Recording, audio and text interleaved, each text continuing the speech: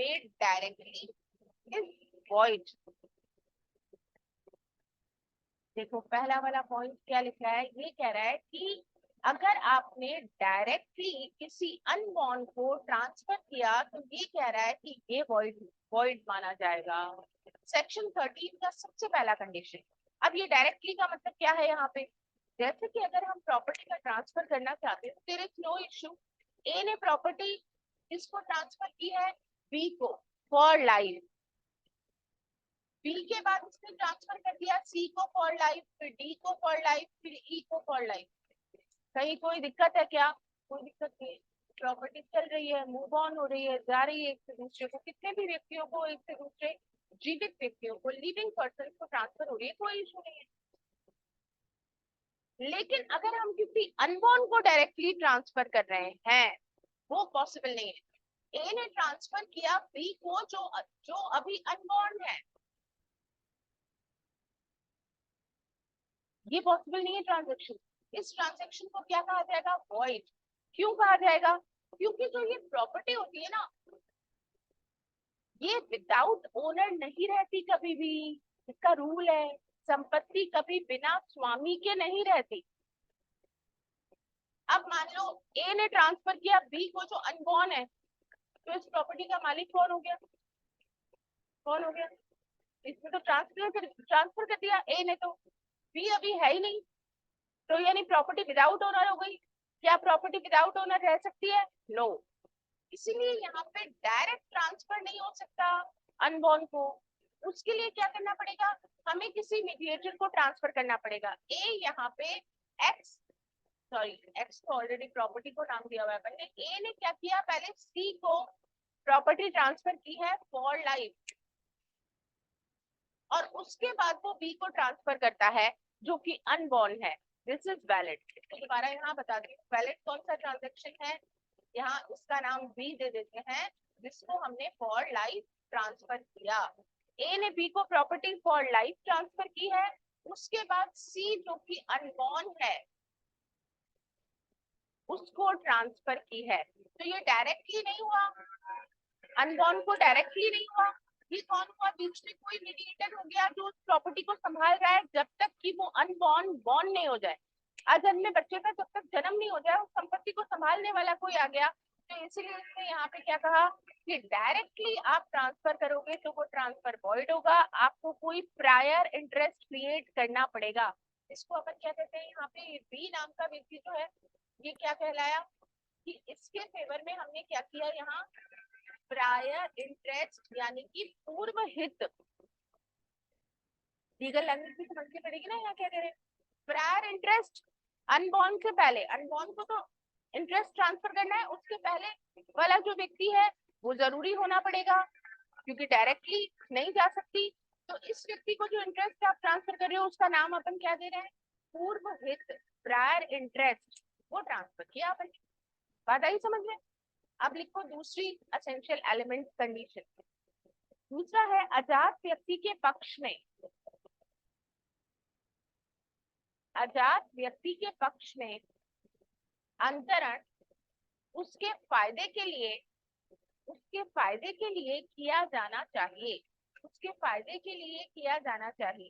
Transfer should be for the benefit of, transfer should be for the benefit of unborn person, unborn person.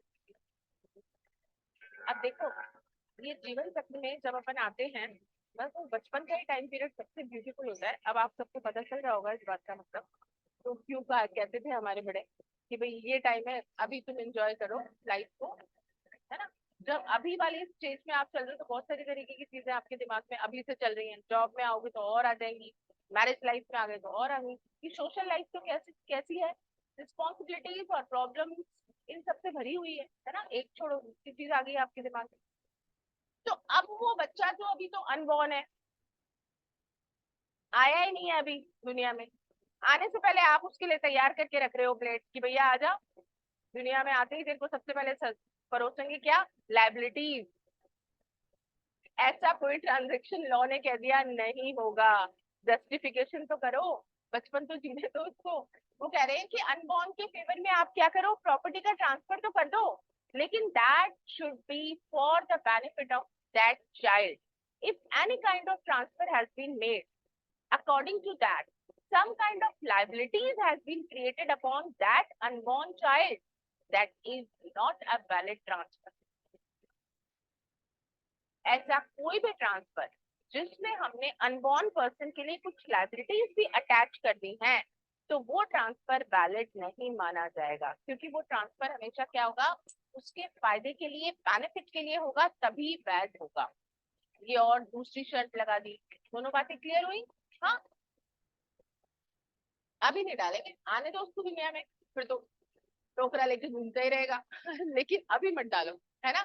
अभी सिर्फ उसके फायदे के लिए ट्रांसफर आप कर सकते हो। थर्ड पॉइंट लिखिए। थर्ड इज अंतरण पूर्विक हिस्सा, अंतरण पूर्विक हिस्सा सृजन करके किया जाए। अंतरण पूर्विक हिस्सा सृजन करके किया जाए। Transfer is to be made, transfer is to be made by creating prior life interest, by creating prior life interest। यहाँ हमने क्या किया, ये लाइफ इंटरेस्ट क्रिएट कर लिया, प्रायर लाइफ इंटरेस्ट क्रिएट किया, और इस तरह से हमने क्या किया, यहाँ पर प्रॉपर्टी का ट्रांसफर किया अनबॉर्न को। अदरवाइज नहीं कर सकते आप। और ये ट्रांजेक्शन, इसको फॉर लाइफ कितने ही लोग हो सकते हैं जिनको आप फॉर लाइफ ट्रांसफर कर सकते हो। जैसे ए ने प्रॉपर्टी ट्रांसफर की बी को, कैसे, फॉर लाइफ। उसके बाद इसका जब जीवन खत्म हो गया, वो एक्स नाम की संपत्ति है, ठीक है, यूज करेगा बी, इस्तेमाल करेगा जब तक बी जीवित है। फॉर लाइफ का मतलब क्या हुआ, आजीवन काल के लिए, मतलब क्या हुआ, जब तक बी जीवित है तब तक कोई संपत्ति का इस्तेमाल करेगा। बी की डेथ हो गई, वो प्रॉपर्टी कहाँ आ गई, फॉर लाइफ सी के पास। सी के मरने के बाद वो प्रॉपर्टी किसके पास आई, डी के पास। वो भी कैसे दे रहा है, उसके बाद वो ई को दे रहा है, जो कौन है, अनबॉर्न पर्सन। ऐसा ट्रांजेक्शन क्या है, वैलिड। इस ट्रांजेक्शन को अपन क्या कहेंगे, वैलिड ट्रांजेक्शन है। कहने का मतलब क्या है, आप कितने भी लिविंग पर्सन्स को प्रॉपर्टी का ट्रांसफर कर रहे हो, उसके बाद अनबॉर्न को कर रहे हो, तो कोई परेशानी नहीं है, कोई इशू नहीं है, इस तरीके का ट्रांसफर किया जा सकता है। लेकिन ये व्यक्ति कौन होने चाहिए, इन एग्जिस्टेंस, अस्तित्व में होने चाहिए। वापस घूम के धारा 5 पे आओ, क्या पढ़ा था आपने वहां पे, आपने पढ़ा ट्रांसफर लिविंग पर्सन होना चाहिए, ट्रांसफरी लिविंग पर्सन होना चाहिए, और जो प्रॉपर्टी है वो भी इन एग्जिस्टेंस होनी चाहिए। इसने एग्जिस्टेंस पे कितना जोर डाला है, अस्तित्व में होने चाहिए।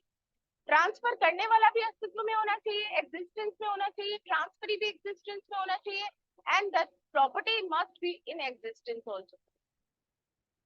क्या फ्यूचर प्रॉपर्टी का ट्रांसफर किया जा सकता है, कौन सी प्रॉपर्टी को अंतरित कर सकते हैं, जो है, भले फ्यूचर में ट्रांसफर करें, एग्जिस्टिंग प्रॉपर्टी को फ्यूचर में ट्रांसफर कर रहे हैं। मैं आज ट्रांसफर नहीं कर रही, मैं 10 साल बाद ट्रांसफर करूंगी, इट कैन बी डन। लेकिन जो प्रॉपर्टी है ही नहीं, एग्जिस्टेंस में नहीं है, उस प्रॉपर्टी को ट्रांसफर नहीं किया जा सकता। तो यानी सेक्शन 5 आपको एग्जिस्टेंस पे बहुत जोर दे रहा था कि ट्रांसफरी प्रॉपर्टी, ये तीनों एग्जिस्टेंस में ही होने चाहिए। और यहाँ सेक्शन 13 में इसने कहा अनबॉर्न को देंगे, तो जब एक्सेप्शन की बात चल रही है तो उसमें क्या करना पड़ेगा, ध्यान से संभल के कंडीशंस को फॉलो करते हुए। तो पहली कंडीशन यहाँ पे आपने क्या पढ़ी थी, सबसे पहली कंडीशन क्या पढ़ी थी, डायरेक्ट इंटरेस्ट ट्रांसफर नहीं होगा। यानी अगर हम किसी अनबॉर्न को देना चाहते हैं तो डायरेक्टली हम उसे ट्रांसफर नहीं कर सकते। जैसे हमने बात की कि ए डायरेक्टली सी अनबॉर्न को ट्रांसफर करना चाहता है, that is not possible, that is not a valid transfer. उसके लिए पहले प्रायर इंटरेस्ट क्रिएट करना पड़ेगा, और वो जिसके फेवर में प्रायर इंटरेस्ट क्रिएट कर रहे हो वो कौन होने चाहिए, लिविंग पर्सन। क्योंकि प्रॉपर्टी विदाउट ओनर नहीं रहेगी, तो उसे संभालने वाला कोई चाहिए जब तक कि अननोन पर्सन का अस्तित्व ना आ जाए, एग्जिस्टेंस ना आ जाए।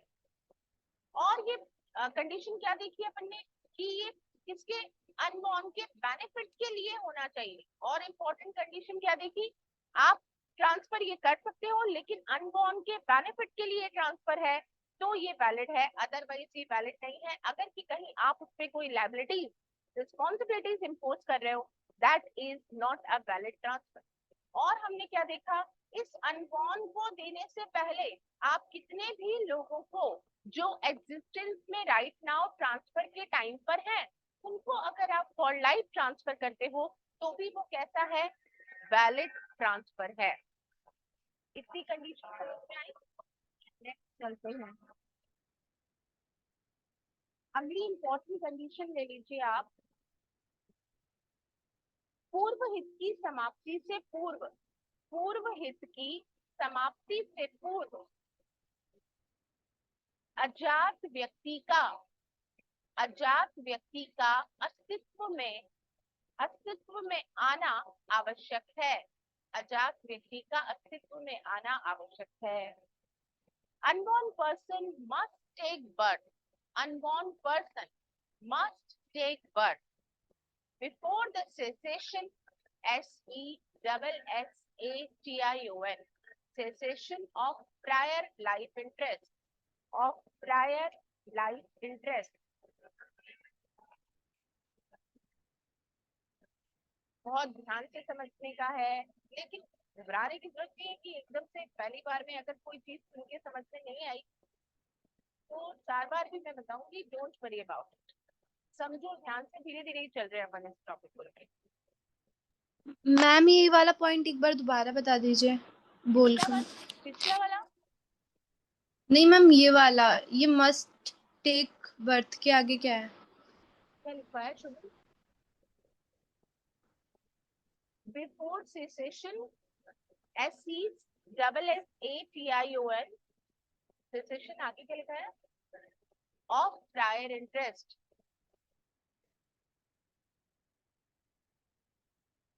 सेसेशन को टर्मिनेशन भी लिख सकते हो सिंपल लैंग्वेज में।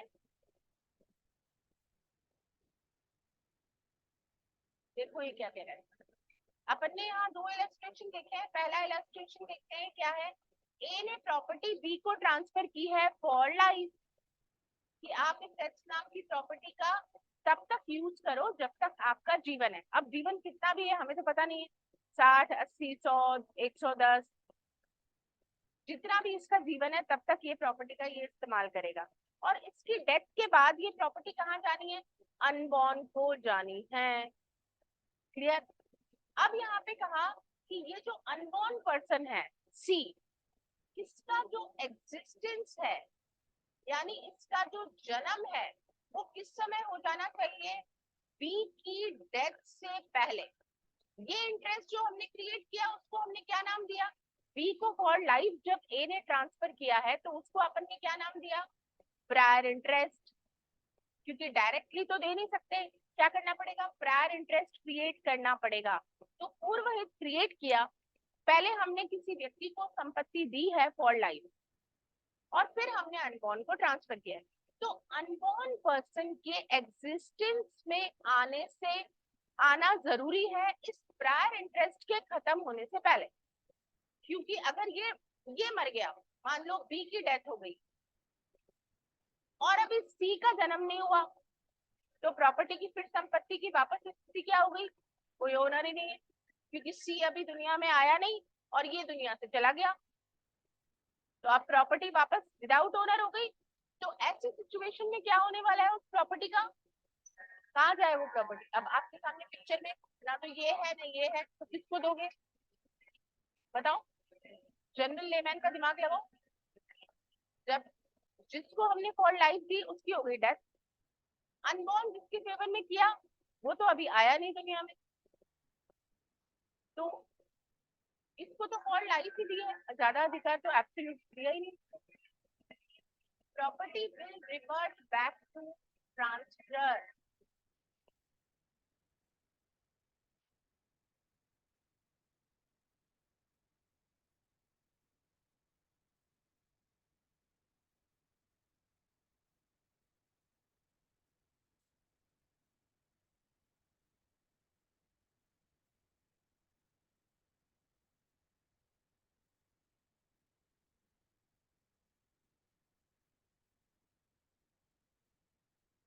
हाँ, इसको फॉर लाइफ ही किया ना, ए ने बी को फॉर लाइफ किया, देन सी को फॉर लाइफ किया, और फिर डी को कैसे किया है, एब्सोल्यूट, जो कि कौन है, अनबॉर्न।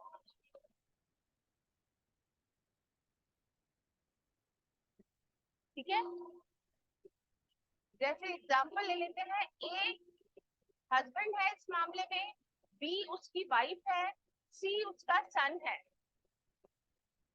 और ये इसका ग्रैंडसन। तो ये व्यक्ति जो है इसको अपने पोते को ये प्रॉपर्टी अपने ग्रैंडसन को देना चाहता है, लेकिन उससे पहले इसने क्रिएट किया अपनी वाइफ के फेवर में फॉर लाइफ, जब तक मेरी पत्नी जीवित रहेगी फॉर लाइफ उसके पास रहेगी। उसके बाद ये प्रॉपर्टी मेरे बेटे सी के पास रहेगी फॉर लाइफ, और उसके बाद ये डी जो कि मेरा अनबॉर्न ग्रैंडसन होगा, उसके पास ये प्रॉपर्टी ट्रांसफर होगी। अब इस डी के पास जो प्रॉपर्टी ट्रांसफर होगी, इसका एग्जिस्टेंस में आना जरूरी है इससे पहले पहले कि सी की डेथ हो जाए, है ना।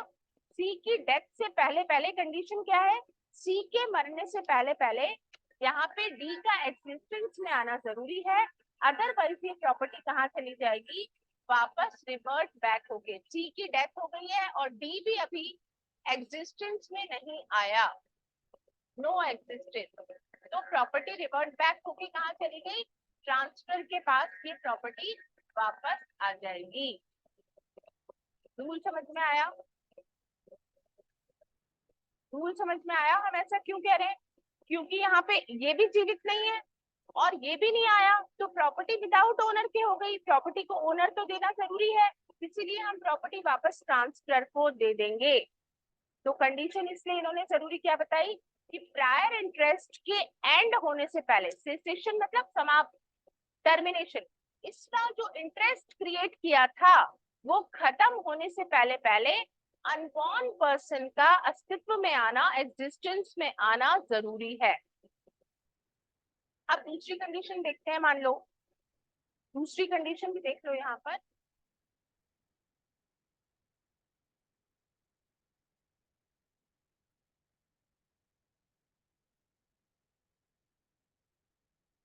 यही वाला इक्वेशन है, ए ने बी को दिया फॉर लाइफ, फिर सी को दिया फॉर लाइफ और डी को एब्सोल्युटली दिया जो कि अनबॉर्न पर्सन है। अब यहाँ सी जो है ये 50 इयर्स का है या जो भी इसकी एज, चलो एज काउंट नहीं कर रहे अभी हम क्योंकि इसका अभी रोल नहीं है, इसके लाइफ टाइम में इसका बर्थ तो हो गया, बच्चे का जन्म तो हो गया, लेकिन जन्म लेने के बाद ही 2 मंथ्स में इसकी डेथ हो जाती है, अनबॉर्न पर्सन की डेथ हो गई है। यहाँ पे क्या कहा था, अनबॉर्न पर्सन का जन्म लेना जरूरी है, एग्जिस्टेंस में आना जरूरी है, किसके मरने के पहले, जिसके फेवर में लाइफ इंटरेस्ट क्रिएट किया है उसकी डेथ से पहले पहले, उसके इंटरेस्ट को खत्म करने से पहले पहले अनबॉर्न पर्सन का एग्जिस्टेंस में आना जरूरी है। अब ये एग्जिस्टेंस में तो आ गया लेकिन इसकी डेथ हो गई है, तो क्या प्रॉपर्टी रिवर्ट बैक होके ए के पास जाएगी, आंसर इज नो। इसके एग्जिस्टेंस में आते ही ये प्रॉपर्टी का मालिक हो गया, इसको जो इंटरेस्ट मिला वो है वेस्टेड, मैंने आपको वेस्टेज और कंटिंजेंट इंटरेस्ट के बारे में बताया हुआ है, इसको निहित हित मिल गया है जन्म लेते ही, बाय बर्थ। भले प्रॉपर्टी उसे बाद में मिलेगी, मालिक तो यही हो गया, अभी इस्तेमाल तो सी कर रहा है, सी अपने आजीवन काल तक इसे इस्तेमाल करेगा जब तक ये जिएगा, अभी प्रॉपर्टी का मालिक बन गया ये, लेकिन प्रॉपर्टी इसके पोजेशन में नहीं आई। देखो पोजेशन में तो किसके पास है, सी के पास, लेकिन ओनर कौन है इस प्रॉपर्टी का, डी। पोजेशन में इसके पास कब तक रहेगी, जब तक इसका जीवन काल है, तो भले इसके पास पोजेशन बाद में आएगा लेकिन ओनर तो ये कैसे बन गया, बाय बर्थ ही बन गया। तो अगर इसकी डेथ हो गई 2 महीने बाद ही, तो ये प्रॉपर्टी इसके एलास के पास जाएगी, जो भी इसके एलास होंगे लीगल रिप्रेजेंटेटिव। अब ये तो अलग बात है कि अपने यहाँ बेटे और पोते इसका इलस्ट्रेशन दिया है, लेकिन फिर लॉ सक्सेशन एप्लीकेबल जो है उसके अकॉर्डिंग इसके लीगल हेयर्स जो है अनबॉर्न पर्सन के, उनके पास ये प्रॉपर्टीज जाएगी। क्योंकि जन्म लेते ही यहाँ पे क्या हुआ, इसके पास कौन सा इंटरेस्ट आ गया, वेस्टेड। ये बात कौन सा सेक्शन कहता है, सेक्शन 20।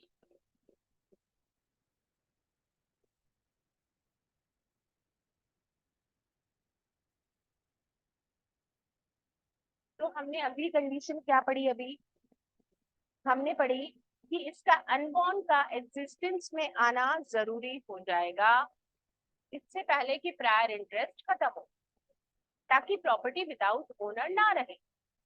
अब पांचवी कंडीशन देखिए, अंतरण संपत्ति में अंतरणकर्ता के बचे हुए संपूर्ण हिस्सा किया जाए। Transfer is to be made of the whole of the whole of the remaining interest of the remaining interest of the transfer in the property।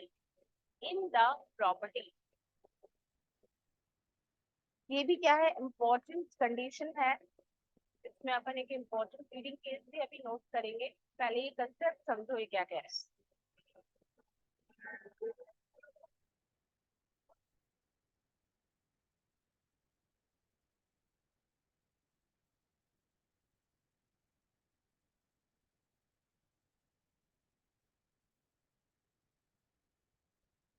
ये कह रहा है कि जब आप किसी अनबॉर्न को प्रॉपर्टीज का ट्रांसफर करना चाहते हैं, तो इस अनबॉर्न पर्सन को फॉर लाइफ नहीं दे सकते, आपको इसको क्या देना पड़ेगा, एब्सोल्यूट यानी पूर्ण हित देना पड़ेगा। इसको अगर आप फॉर लाइफ ट्रांसफर करते हो तो वो वैलिड ट्रांसफर नहीं होगा। मतलब 100% rights, absolute rights, all bundle of rights, सारे अधिकार देने पड़ेंगे। रिमाइंडर राइट किसको कह रहा है ये ट्रांसफर के, देखिए जब यहाँ ए ने बी को फॉर लाइफ ट्रांसफर किया था, तो उस प्रॉपर्टी से रिलेटेड फॉर लाइफ दिया यानी यूज करने का राइट दे रहा है, इसको ट्रांसफर करने का, बेचने का कोई और अधिकार नहीं दे रहा। रेस्ट्रिक्शन क्या दे रहा है कि आप यूज कर लेना फॉर लाइफ। तो कुछ अधिकार किसके पास रह गए, ये ट्रांसफर है ना, इसके पास कौन से हैं, 100% यानी कौन से, एब्सोल्यूट राइट है, पूर्ण हित है। इसने इसको प्रॉपर्टी को फॉर लाइफ ही दिया, तो इसके पास कुछ बचा रह गया ना। मतलब मेरे पास 100 रुपए हैं और मैंने 50 रुपए किसको ट्रांसफर कर दिए, बी को कर दिए, तो बचे हुए 50 रुपए किसके पास है, अभी मेरे पास है। तो जितने बंडल ऑफ राइट्स हमारे पास किसी प्रॉपर्टी से रिलेटेड होते हैं, हम उन सारे राइट्स को ट्रांसफर नहीं करते। जब हम फॉर लाइफ कहते हैं ना, जब हम कहते हैं आजीवन काल के लिए हम आपको संपत्ति दे रहे हैं, उसका मतलब हम क्या कर रहे हैं, अपने पास कुछ अधिकार बाकी रख रहे हैं। तो वो अधिकार बाकी जो है वो किसके हैं, ट्रांसफर के पास रिमेनिंग है, वो कहलाते हैं रिमाइंडर राइट्स। तो यहाँ ये कह रहा है कि वो जो इसके पास रिमाइंडर राइट्स है ना, बचे हुए, जो 50 आपने इधर दिए वो तो इसके पास आ ही रहे, इसके पास आए और इधर आ ही जाएंगे। अब ये जो रिमाइंडर में बाकी 50 हैं, वो भी प्लस करके आप इसको दोगे, यानी इसको आप क्या दोगे, सारे अधिकार related to that property, absolute interest must be transferred.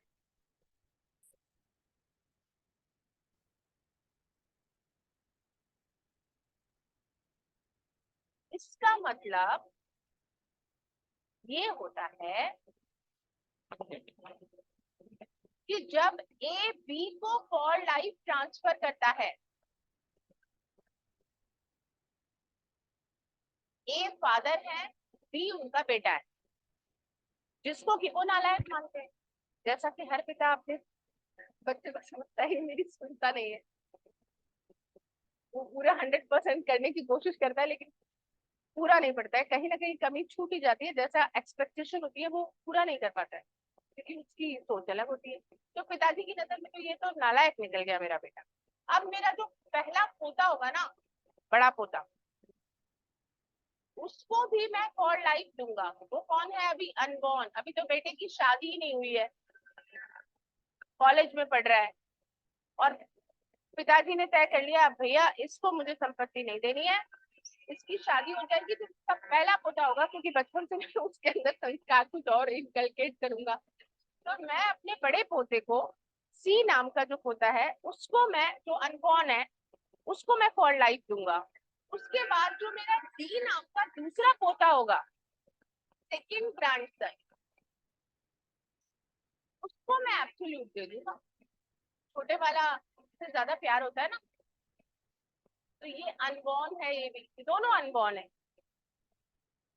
अब ये फर्स्ट ग्रैंडसन, सेकंड ग्रैंडसन, तो मेरा जो पहला पोता होगा ना, उसको तो मैं फॉर लाइफ दूंगा, और जो यंगर होगा ग्रैंडसन, उसको मैं एब्सोल्यूट दे दूंगा।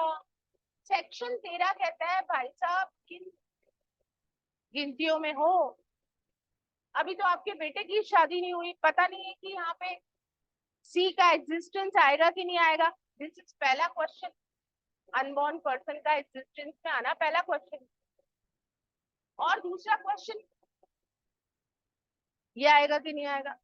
तो ये डबल पॉसिबिलिटी की बात मत करो, लॉ ने आपको इतना दे दिया कि एक पॉसिबिलिटी की वो आपको कैलकुलेशन लगा के अनुमति दे रहा है, वो कह रहा है वैलिड कर देते हैं इस ट्रांजेक्शन, क्योंकि कुछ सर्कमस्टांसेस में रिक्वायर्ड भी लगा। लेकिन ये डबल पॉसिबिलिटी कैसे अलाउ करें अपन? दोहरी संभावनाओं का नियम, आपके सामने क्वेश्चन इस तरह से भी आ सकता है, डबल पॉसिबिलिटी रूल या रूल अगेंस्ट डबल पॉसिबिलिटी, इसको समझाओ। तो किसको समझाना है आपको? सेक्शन 13 को, जो क्या कहता है कि भैया एक अनबॉर्न पर्सन, अनबॉर्न को देना है तो एब्सोल्यूट देना पड़ेगा, उसको फॉर लाइफ दोगे तो ये ट्रांजेक्शन नहीं हो पाएगा।